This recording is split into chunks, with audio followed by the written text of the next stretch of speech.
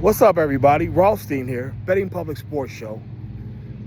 I'm your beloved host, Fame Rothstein, a.k.a. Michael Snackson. Today is Tuesday, May 12th, 2026. Please like and subscribe to the channel. Leave comments, share the video. All right.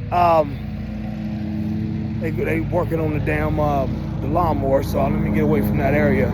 But I just want to get this quick little joint off real quick because as I get on what do you call that? Social media. As you know, the Los Angeles Lakers,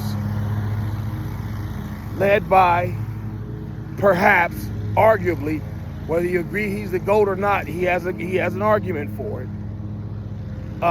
LeBron James, they got swept by Shai Gilgeous-Alexander and the Oklahoma City Thunder.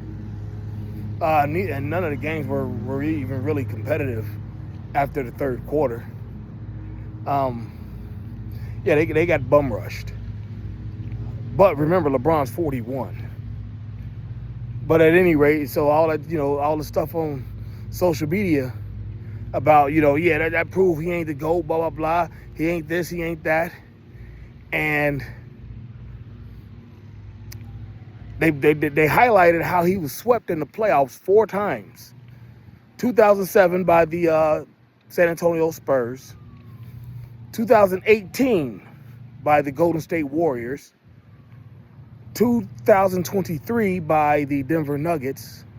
And then this year, 2026, by the Oklahoma City Thunder. Well, let's put that in perspective. All 4 of those teams that swept LeBron's team in the playoffs, all 4 of those teams had either A,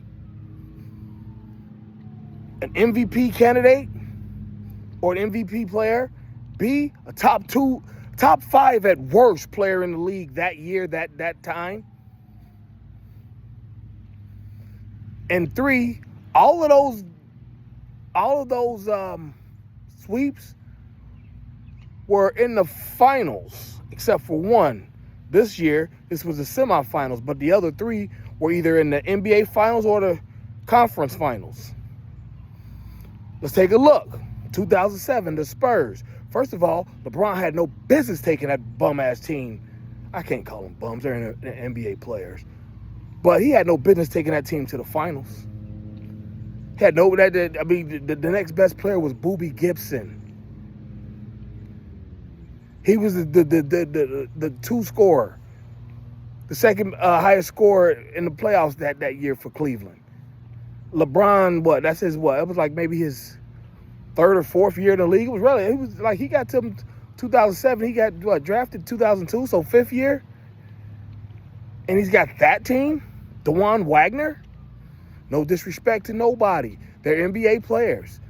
Most of them were 10-year players. They're getting a pension. They played long enough. They're getting a pension. But it's like, no. I don't care how weak the East was. That's how dominant LeBron was. He made the East look weak because those are still NBA players, and this dude ain't even 20. He barely 25 years old, if he even was. But the 2007 Spurs, they had who? Tim Duncan. Tim Duncan was still nice with it back then. 2007. He was the top 2-3 player in the league. It was really just between him, because Shaq was old and fat by then.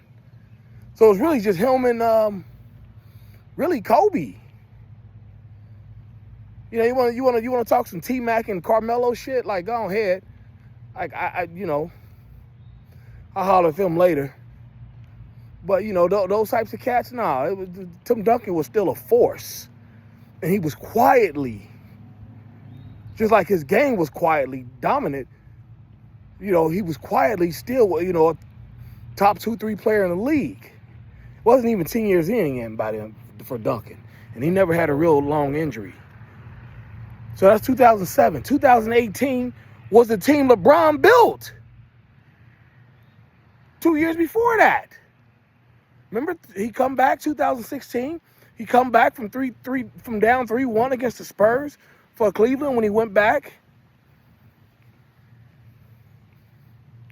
Who did the Warriors go out and get? He came back 3,000, came back 3-1 against the Warriors. And who did the Warriors get the next year? Kevin Durant, top 5 at worst player in the league at that time, if he wasn't top 2 or 3. Definitely a top 2 or 3 scorer. But they already had Steph Curry, another top 2 or 3 player in the league at the time. Like, come on, man. They went and got him in free agency.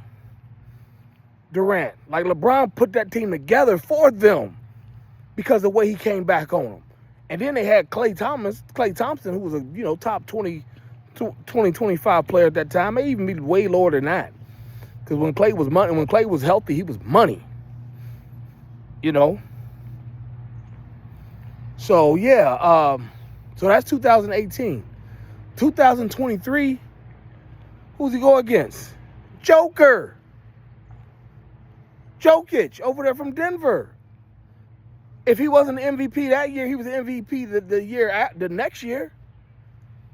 And you know how they're talking about he's one of the top 5 centers in the game ever. They put him up there with Olajuwon and Wilt and Shaq. Come on, man. Y'all gonna start putting some respect on LeBron's name. And then this year, against motherfucking pink lip dude, Shea Gilgeous-Alexander. He's the MVP. He was the MVP last year. Probably gonna be it this year. They were world champions last year. They're probably gonna be it this year. And so now he's that type of player. For some reason, he just never really registered to me. Hey, he just never really registered to me for some reason. I don't know why. I'm sorry, no disrespect to him. He's a phenomenal player. I just never, T-Mac, Carmelo, them guys never registered to me. Dwight Howard never registered to me like that. Some guys just don't do it for me like that. And he's one of them. But, that don't mean, I ain't gonna, like I said, I'm not gonna call him whack or nothing like that. He just never did it for me. But he don't need to. He's scoring champion, world champion, SGA is. Right? And then there's, so yeah, those are his 4 sweeps. You see the level of competition he was going with. And really, like I said, it should only be 3. Because I'm telling you, he had no business taking that 2017 Cavaliers team to the finals against Dunk. That team had no business in the finals. That was one of the, that's why they got swept. One of the worst championship round teams you've ever seen in any sport. Any sport. I'm talking about football in the Super Bowl. Motherfucking 85 Bears was just that good over New England. That intimidating. It was that fast, that big, strong, and young. It was all in their prime. Richard Denton, all them. Who else is a bad team you've seen in the championship round? Nobody as bad as that 2000 Cleveland Cavaliers team. Trust me. So y'all gonna start putting some respect on LeBron's name. We're gonna quit calling him whack and quit trying to call out all his downfalls and all this shit. He ain't got no heart, this and that. Now, granted, your boy Rich said some goofy shit. Talking about, what was he saying? He's just, I talk about, LeBron didn't have a dad, so, he knows not to be selfish and all that shit like that. Like Jordan and Kobe had a dad. Like, dude, you ain't have to get that esoteric about the GOAT debate. Now you really looking like a flunky. Just all you had to, at this point, the man's 41 years old. He should be able to form his own debate. He don't need people to do it for him. And on top of that, he's in the twilight of his career. If last night, Wasn't his last game, but he ain't got many more after that.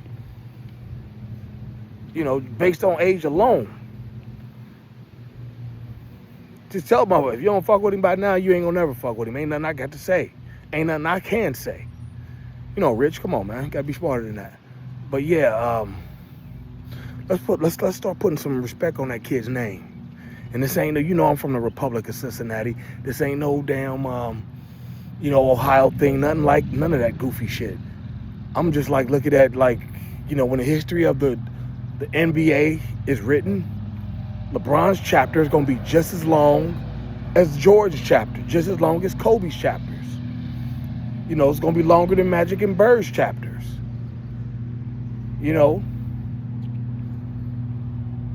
But a lot of these people that be hating on him, trying to shit on him, they won't. They'll just be in the index in the back of the book.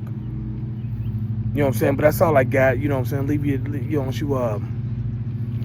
Go ahead and subscribe to the channel. Leave comments. Go ahead. What they say, chop it up. Talk in the comments about it.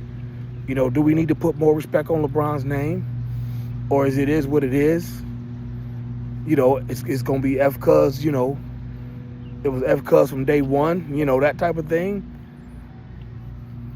The answer to these questions and more on the next episode of Soap. Holla.